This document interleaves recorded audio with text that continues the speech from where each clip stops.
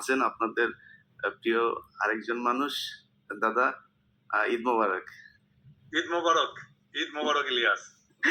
ঈদ মোবারক দাদা। কিন্তু সমস্যা হচ্ছে এই যে ঈদের ভেতরে সেনাবাহিনীর লোকজন শুনলাম বাধা দিচ্ছে, তারা আপনার এখানে এই ইয়েটা ভাঙার জন্য বুলডোজার ঢুকাতে চাচ্ছে, সেটা ঢুকাতে দিচ্ছে না। আপনার কাছে এই বিষয়ে আপনি এই পুরো বিষয়টি আপনি দেখভাল করছেন, তো আপনার কাছে কি জানাচ্ছে সেখানে যারা উপস্থিত আছে তারা? না, প্রথমত সেনাবাহিনীকে ডাকা হয়নি। সেনাবাহিনী ইন এইড টু সিভিল পাওয়ার মোতায়েন আছে। তার মানে সিভিল পাওয়ার যখন সেনাবাহিনীকে ডাকবে তখন সেনাবাহিনী আসবে। তো সেনাবাহিনীকে বাংলাদেশ সরকার আহ্বান জানায়নি, স্বরাষ্ট্র মন্ত্রণালয় আহ্বান জানায়নি, প্রফেসর ইউনূস আহ্বান জানায়নি। সেনাবাহিনী আসছে ওয়াকারের নির্দেশে। ওয়াকার দেখাতে চায় যে সে তার বোনের সম্পদ রক্ষা করার জন্য তার সেনাকে নিয়োগ করছে। এইটা রাষ্ট্রদ্রোহিতা। এইটা রাষ্ট্রদ্রোহিতা। কোনোভাবেই সেনাবাহিনীর আইনত কোনো অধিকার নাই ওইখানে আসার, যতক্ষণ পর্যন্ত না সেনাবাহিনীকে সরকার ডাকবে। সেনাবাহিনী মোতায়েন হয়েছে ইন এইড টু সিভিল পাওয়ার একটা আইনের অধীনে। আমরা আহ্বান জানাচ্ছি সেনাবাহিনীকে সরে যেতে হবে এখান থেকে। আর সেনাবাহিনী বুলডোজার আটকেছে। আমরা সেনাবাহিনীকে ওইখানে যারা সৈনিক আছেন, জুনিয়র অফিসার আছেন, সবাইকে আহ্বান জানাচ্ছি বুলডোজার ছেড়ে দিন। বুলডোজার আসুক বা না আসুক, আমরা 32 নাম্বার আজকে রাখবো না। এটা ভেঙে মাটির সাথে মিশিয়ে দেবো আমরা। এবং উপরে শুনলাম তারা হেলিকপ্টার পর্যন্ত তারা এখানে উপরে মহড়া দিচ্ছে। হেলিকপ্টার তো হাসিনা উড়িয়েছিল। হাসিনা উড়িয়েছিল হেলিকপ্টারে। কি হাসিনাকে বাঁচাইতে পারছে? পারে নাই। হেলিকপ্টার আজ হাসিনাকে বাঁচাইতে পারে নাই, আজকেও 32 নাম্বার বাঁচাইতে পারবে না। আমরা 32 নম্বরের সর্বশেষ অবস্থাটা একটু জানার চেষ্টা করব। তার আগে কিছু জিনিস দাদা আপনার কাছে জেনে নেই, যে একটু ঢুকতে বলেন না তাড়াতাড়ি। তো আমরা ফেসবুকে বিভিন্ন দু একটা পত্রিকাতেও দেখলাম যে এটা হচ্ছে এই জাতির ইতিহাসের সাথে মিলেমিশে একাকার। ধানমন্ডি 32 নাম্বার। আপনি ইতিহাস নিয়ে আপনি বেশ কয়েকটি বই লিখেছেন, আপনি গবেষণা করেন। মানে 32 নাম্বারের আসল ইতিহাসটা দাদা কি বলেন তো? আমি ওই ইতিহাসে যেতে চাই না। মানে বিষয়টা হচ্ছে যে বিপ্লব বিজয়ের একটা স্মারক থাকতে হয়। আমরা একটা স্মারক অর্জন করেছি, শেখ মুজিবের মূর্তি। আমরা সেটা ভেঙেছি এবং ফ্যাসিবাদের যে আতুর ঘর ধানমন্ডি 32 নাম্বার, সেটাকেও আমরা রাখবো না। ফরাসি বিপ্লবে বাস্তিল দুর্গ ভেঙে ফেলা হয়েছে। আমরা এই 24-এর বিপ্লবে ধানমন্ডি 32 নাম্বার আমরা গুড়িয়ে দেব। ওটাই আমাদের লক্ষ্য। না, এখানে ওনারা বলার চেষ্টা করছে যে এই এত রাজনৈতিক প্রতিহিংসা, এটা তারা এই যে সুশীলরা এখন এইসব কথা বলছে, বিশেষ করে সবচাইতে বেশি আমি যেটাকে বলেছিলাম ওর ক্যারা উঠেছে, এই শাওনের ফালাফালি সবচাইতে বেশি দাদা। এই যে এ ঘন্টায় ঘন্টায় মানে ছাত্রদের বিরুদ্ধে পোস্ট করছে, এই আওয়ামী লীগের পক্ষে নানান ভাবে ঘুরিয়ে পেঁচিয়ে কথাবার্তা বলছে। তো এইসব সুশীলরা তো যখন কিনা লাশের উপরে আপনার এই যে জুতা নিক্ষেপ করেছে, কাদের সালাউদ্দিন কাদের চৌধুরীর কবরে ভাঙচুর করা হয়েছে, তখন তো এরা কোনো কথা বলে না। এখন এরা হঠাৎ করে গজিয়ে উঠছে। আমি আমি এই বিষয় নিয়ে বলবো না ইয়াস। এটা নিয়ে আমাদের আসলে অন্য একটা পরিকল্পনা করা দরকার। সেটা হচ্ছে হুমায়ুন আহমেদের যে শুটিং এর স্পটটা যেটা শাওন দখল করেছে। হুমায়ুন আহমেদ আমাদের জাতির সম্পদ এবং হুমায়ুন আহমেদ যেটা সৃষ্টি করেছে সেটাও জাতির সম্পদ। এই সম্পদটাকে জাতীয় সম্পত্তি হিসাবে এটা গ্রহণ করতে হবে। বাংলাদেশ সরকার এই সম্পদটাকে নিয়ে হুমায়ুন আহমেদ জাদুঘর বানাবে। এটাই আমাদের আজকের লক্ষ্য হওয়া উচিত। শাওন এটা দখল করে রাখছে ব্যক্তিগত স্বার্থে, কিন্তু হুমায়ুন আহমেদ আমাদের এমন একটা সম্পদ যেটাকে ব্যক্তি একটা দখল করে রাখতে পারে না। তার সম্পদ, তার সৃষ্টি, এটার সকলের অধিকার আছে, সকলের হক আছে ওইটাতে। ওইটায় মানুষের হক প্রতিষ্ঠিত করতে হবে ওই সম্পদে। এবং ওইটার নাম যেন কি? নুহাশপল্লী। নুহাশপল্লী, এটা নুহাশেরও মালিকানা থাকবে না, শাওনেরও মালিকানা থাকবে না, এটাতে বাংলাদেশের জনগণের মালিকানা থাকবে। ওইটাকে অধিগ্রহণ করে এইখানে হুমায়ুন আহমেদ জাদুঘর বানানো হবে, হুমায়ুন আহমেদ পল্লী বানানো হবে। এবং এইটাতে আমরা যাব, দেখব এবং এইখানে আমরা হুমায়ুন আহমেদের স্মৃতিচারণ করবো। এটা কোনো ব্যক্তিগত সম্পত্তি হতে পারবে না। এই আওয়াজ তোলেন, শাওন থেমে যাবে না। এখন হঠাৎ করে এই শাওনের মতো কিছু লোকজন আছে যারা কিনা এটাতে মানে এখন আমাদেরকে মানবতা শিখাচ্ছে। শেখ হাসিনা নিজেও আপনি শুনেছেন যে সেই ইদানিং খুব কান্নাকাটি শুরু করেছে, কয়দিন পরে হয়তো হাত পা চেপে ধরা শুরু করবে। তো শেখ হাসিনাকে যারা এই তার ইমোশনাল কথাবার্তা শুনে তারপরে 81-তে যেরকম জিয়াউর রহমান ভুল করেছিল, এবারও যদি এখনকার বিএনপি কিংবা জামায়াত কিংবা ছাত্ররা তার এই এই নাটকে যদি ফাঁদে পা দেয়, সেক্ষেত্রে এর ভবিষ্যৎটা কি হতে পারে? ইলিয়াস, এই নাটকে যে কাজ হবে না সেটা তো আজকে 6 মাস পরে আজকে বোঝা যাচ্ছে যে ছাত্র জনতার চেতনা কোথায়। কয়েক ঘন্টার আওয়াজে গোটা বাংলাদেশ আবার এক হয়ে গেছে। হাজার হাজার লোক আজকে ধানমন্ডি 32 নাম্বার ঘুরিয়ে দেওয়ার জন্য। বুলডোজার আসেনি, তাতে কি হয়েছে? হাতুড়ি শাবল টাবল নিয়ে যে জাত আছে সেটা দিয়ে ভাঙার চেষ্টা করতেছে। এবং এবং এইটা আজকের ঘটনাটা খুবই জরুরি ছিল এটা বোঝানোর জন্য যে বিপ্লবের আগুন এখনো নিভে যায়নি, শহীদের রক্ত শুকায়নি, এবং আমরা বিপ্লবের লক্ষ্য অর্জন করবই। শেখ হাসিনা কেন, আওয়ামী লীগ কেন, আওয়ামী ন্যারেটিভের কোনো হিস্ট্রি বাংলাদেশে ফিরবে না। আমরা ইতিহাসের সাথে আমরা ইতিহাসকে মুছে দিচ্ছি না, আমরা নতুন ইতিহাস রচনা করছি। ধানমন্ডি 32 নাম্বার নিশ্চিহ্ন করে নতুন ইতিহাস রচিত হবে। না, সেটাই আমাদের যেই বিষয়গুলো নিয়ে এখন সাবধান হওয়া দরকার, যে আওয়ামী লীগ এখন কখনো বিএনপির ঘাড়ে চড়ে বসার চেষ্টা করছে, কখনো জামায়াতের। সবশেষ আজকে যে বক্তব্যটা তার দেওয়ার কথা যে ছাত্রদের উদ্দেশ্য করে, তো শেখ হাসিনা কি বলবে? সে একই কথা বলবে যে আমার সব হারিয়েছি, আমার বাড়ি ঘরও শেষ হয়ে গিয়েছে, আমাকে দেশ থেকে বের করে দেওয়া হয়েছে, আমি ছাত্রদের বাঁচাতে চেয়েছিলাম, ইউনূস সরকার হচ্ছে এখানে বিদেশি গোয়েন্দা সংস্থারা মিলে এগুলো করেছে।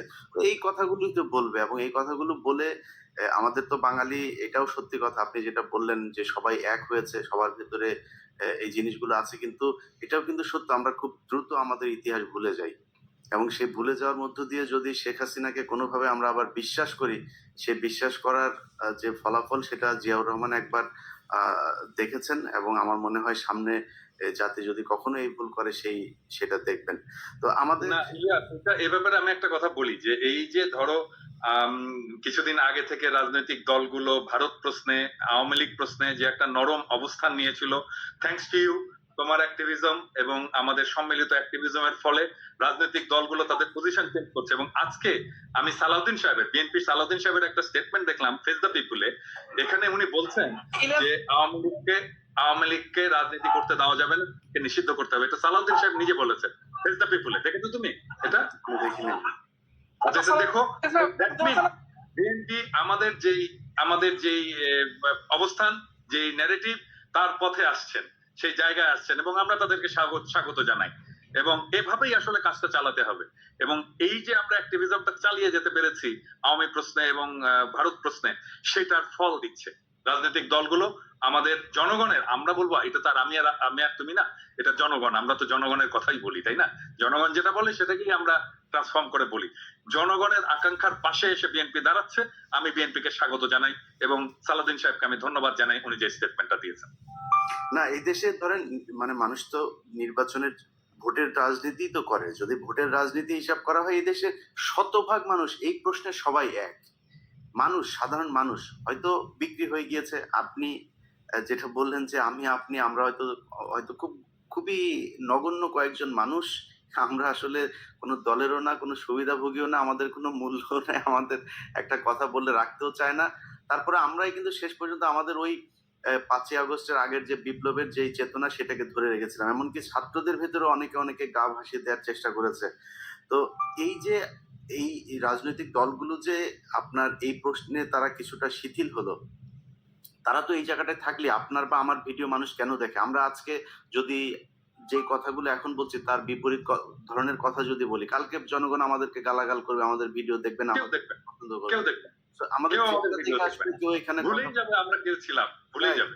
রাইট। তো বিএনপি এবং জামায়াতের সমস্যাটা কোথায়? তাদের ভোটের রাজনীতি, মানুষের সমর্থনই যদি তাদের দরকার হয়, ওই প্রশ্ন তো বাংলাদেশের জনগণ এক, যে এই দেশে শেখ হাসিনার অস্তিত্ব থাকবে না, শেখ পরিবারের কোনো অস্তিত্ব এই দেশে থাকবে না, ভারতের কোনো আগ্রাসন এই দেশের মানুষ মেনে নেবে না। সো এই দুইটা প্রশ্নে এক হওয়াটা আমার মনে হয়, এক হলে আমাদের সাথেও যেই দ্বন্দ্বগুলো আমার তো আরো দুইটা পয়েন্ট আছে। আমি জানি না, তোমার সাথে তো আমি এটা শেয়ার করছি। বাংলাদেশে একটা সাম্যের সমাজ চাই, বাংলাদেশে একটা ইনসাফের রাষ্ট্র চাই। আমার 4টা সিম্পল জিনিস। আই বিলিভ যে এটা তোমারও চাওয়া। না, এটা সবারই চাওয়া। এরকম অনেক কিছু আছে যেগুলো কমন চাওয়া সবারই, আপনি এটার মতো এরকম হাজারো বলতে পারবেন, কিন্তু আমার কথা হলো যে এই কমন যে চাওয়াগুলো, এই চাওয়াগুলো নিয়েও কেন 5 তারিখের পরে আমাকে বা আপনাকে বা আমাদেরকে যুদ্ধ করতে হচ্ছে? এই জায়গাগুলোতে আমার মনে হয় বিএনপি, আপনি যেটা বললেন, আজকে যদি এই বক্তব্য দিয়ে থাকে, অবশ্যই তাদেরকে সাধুবাদ জানাই, এবং আমার বিশ্বাস যে জামায়াত ইসলামীও এই একই ধরনের বক্তব্যে অনড় থাকবে শেষ পর্যন্ত। তো আমি চেষ্টা করছিলাম দাদা 32 নাম্বার থেকে কয়েকজনকে লাইভে নিয়ে আসা, কিন্তু সমস্যা হলো এখানে নেটওয়ার্কে খুব সমস্যা হচ্ছে। টেলিভিশন গুলোও দেখলাম যে লাইভ করতে পারছে না, ওইখানে বাফারিং হচ্ছে বারবার। তো জ্যামার ট্যামার বসিয়েছেন নাকি আবার কেউ? হইতে পারে, হইতেই পারে। এটা সেনাবাহিনীকে দিয়ে সবই সম্ভব, কারণ সেনাবাহিনী এই যে গোয়েন্দা সংস্থার যে যে চাল তারা চেলে যাচ্ছে নানান ভাবে সরকারকে একটা বেকায়দায় ফেলার জন্য। তো আরেকটা জিনিস দেখো, মানে যখন ওয়াকারের দূরভিসন্ধি নিয়ে আমরা বলা শুরু করলাম, সেই সময় সবাই এসে আমাদের উপরে চাপ দিল না? এমন ভাব যে ওয়াকার বিপ্লবের নেতা, নতুন জাতির পিতা, মনে আছে? হুম, এখন এই যে আজকে নেত্র নিউজ একটা নিউজ করছে যে এই সেনাবাহিনীর চাপে প্রফেসর ইউনূস আয়নাঘর ভিজিট করতে পারলো না। তো এই তখন যদি আমাদের পিছনে না লেগে সবাই মিলে আওয়াজটা তুলতাম, তাহলে তো আজকে এই অবস্থাটা হয় না। না সেটাই, আমরা তো চেয়েছিলাম সবাই এক হয়েই থাকতে। তো এই যে ধরেন আপনি বইমেলার অবস্থাটাই দেখেন, বইমেলাতে ই করলো যে আমি মনে হয় অডিওতে, হ্যালো,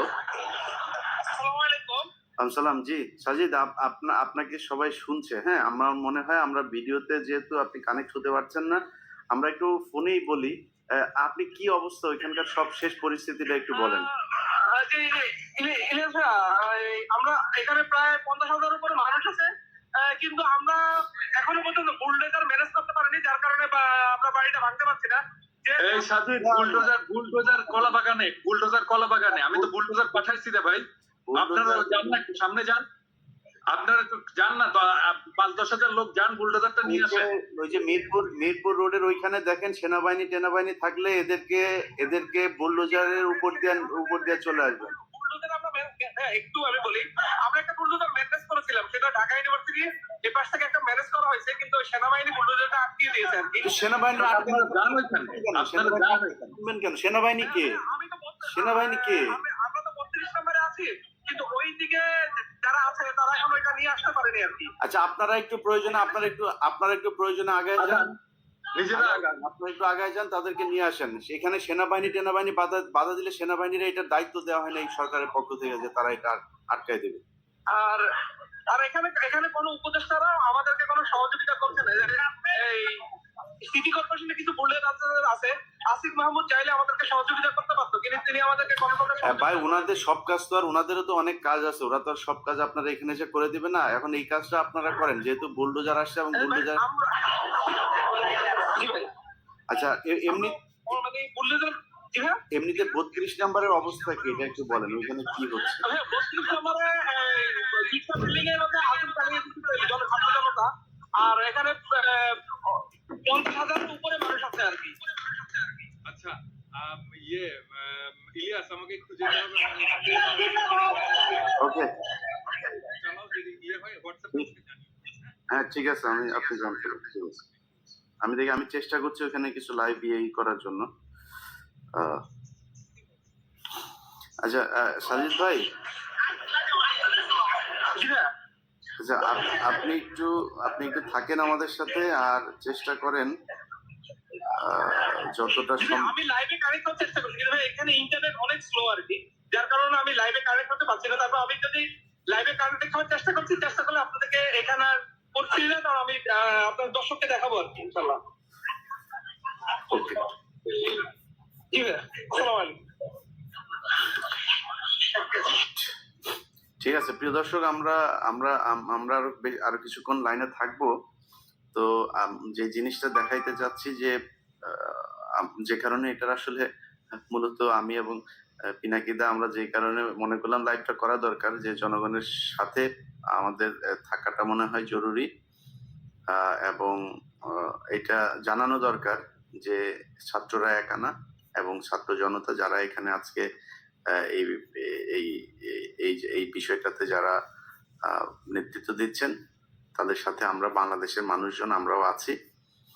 সো আমাদেরকে এটা মনে করবার কোনো কারণ নাই সেনাবাহিনী বা পুলিশ কেউ এসে তারপরে তাদেরকে বাধা দেবে আর তারা চুপ করে থাকবে, আপনি আজকে বাধা দেবেন, কালকে এটা আরো জোরালো যাবে, আরো জোরালো কর্মসূচি নেওয়া হবে। আপনি কি করবেন তখন? মাঝখান দিয়ে আপনার এই যে আপনি যে করলেন, এই যে এই কাজগুলো যে করলেন, এটা আমরা জেনে রাখবো। সো আমার মনে হয় সেই কাজটা সেনাবাহিনী বা পুলিশ বা সরকার কেউই করবে না। জনগণ চায় না এই দেশে শেখ পরিবারের কোনো অস্তিত্ব থাকুক, এই দেশে থাকবে না, ব্যাস। আমরা দেখি, আমি আপনাদেরকে যারা ধানমন্ডি 32 নম্বরে যদি কেউ থেকে থাকেন, আমি শুধুমাত্র আপনাদের কাছে অনুরোধ, আমি লিংক শেয়ার করে দিচ্ছি। আপনাদের কাছে অনুরোধ যে আপনারা ধানমন্ডি 32 নম্বরে থাকলে এখানে জয়েন করবেন, অন্য কেউ এখানে জয়েন করার দরকার নাই। সো এই অনুরোধটা রাখবেন, অন্য জায়গা থেকে কেউ ঢুকবেন না। আমি লিংক দিয়ে দিয়েছি কমেন্টে, সো আপনারা কমেন্ট থেকে ঢুকতে পারেন। যারা ধানমন্ডি 32 নম্বরে আছেন সেইখানে থেকে আমাদের সাথে ভিডিওতে যুক্ত হতে পারেন।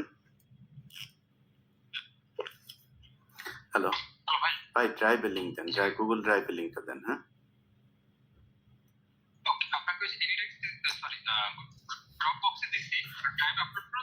হ্যাঁ হ্যাঁ, ড্রাইভে আপলোড করে দেন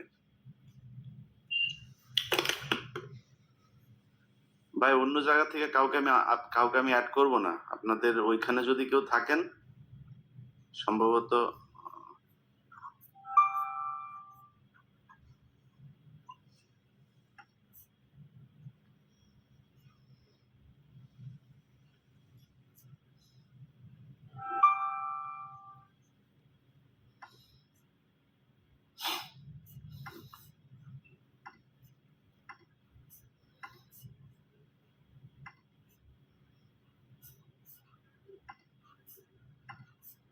আমরা চেষ্টা করছি যে ধানমন্ডি 32 নম্বরে যদি কেউ থাকে তাকে কানেক্ট করাতে।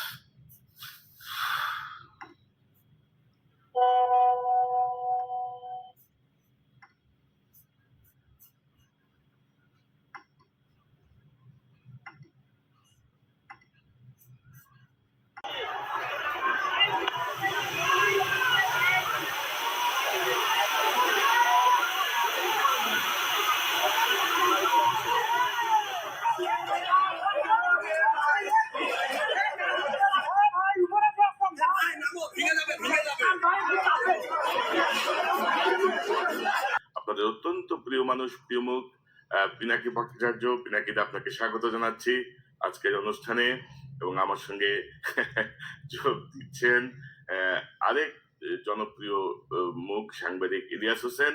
ইলিয়াস, আপনাকে স্বাগত জানাচ্ছি। ইলিয়াস, আনমিউট করতে হবে আপনাকে। ঈদ মোবারক। ঈদ মোবারক সবাইকে, ঈদ মোবারক। ঈদের মতোই অবস্থা।